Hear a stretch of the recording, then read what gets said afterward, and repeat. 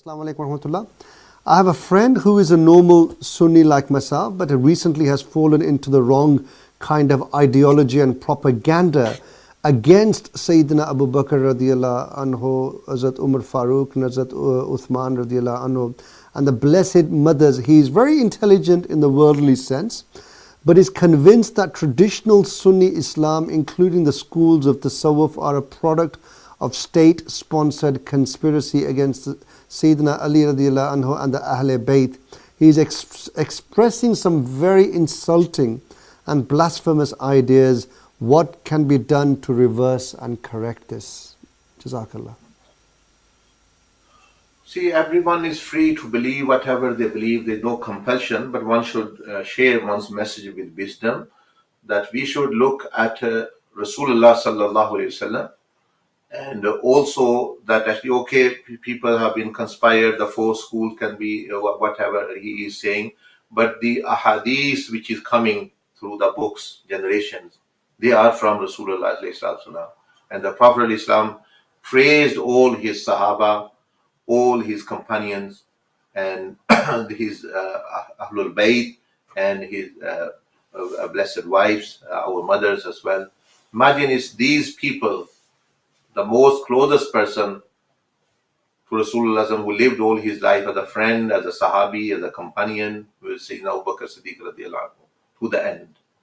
So one should think that if that these people could not achieve, yes, they're one who did not believe in him, so they are different. But these are the one who he actually ate with, he sat with, he prayed with, he asked for prayer, etc.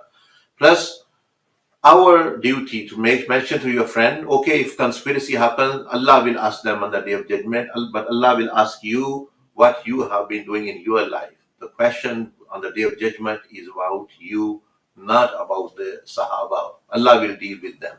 You, me, have no right to actually condemn anyone because we don't have first-hand information. So if he's, for example, now, let's say, realized, or there were previous centuries, there were conspiracies, how does he know that what he is believing is not a conspiracy as well?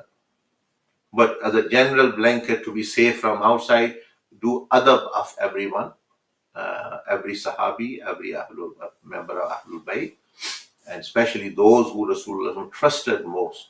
And he had relatives, meaning bonds he created with them, lived with them, praised them, and asked the people to pray behind them.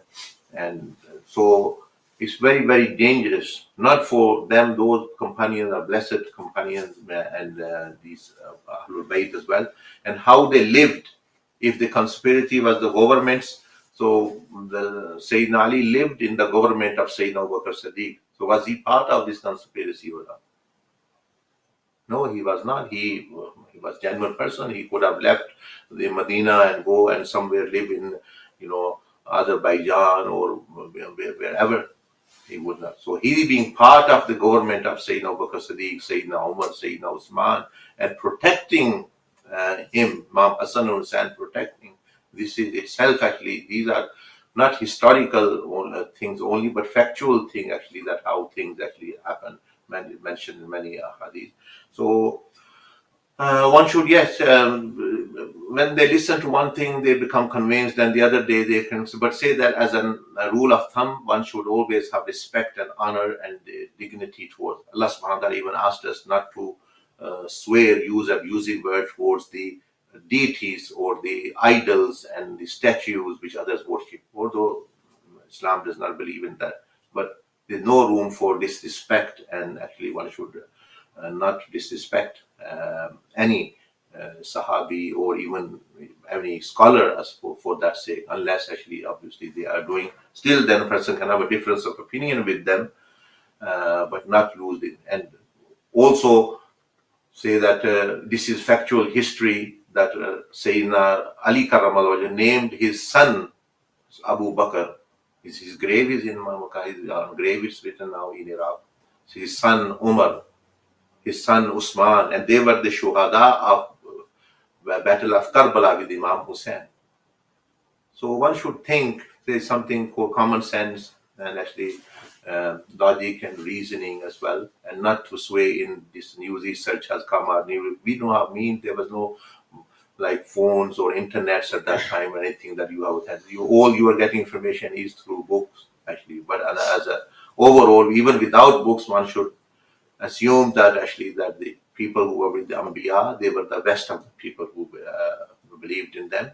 And if any difference happened that between them and between them, we have no right. Allah will be the best judge, but Allah will judge us actually what we have been doing. But if you say something about them, then you and me can be also judged that what we. So as a to be on safe side, so meaning with the gentleness and with wisdom to inshallah explain to them and hopefully Allah.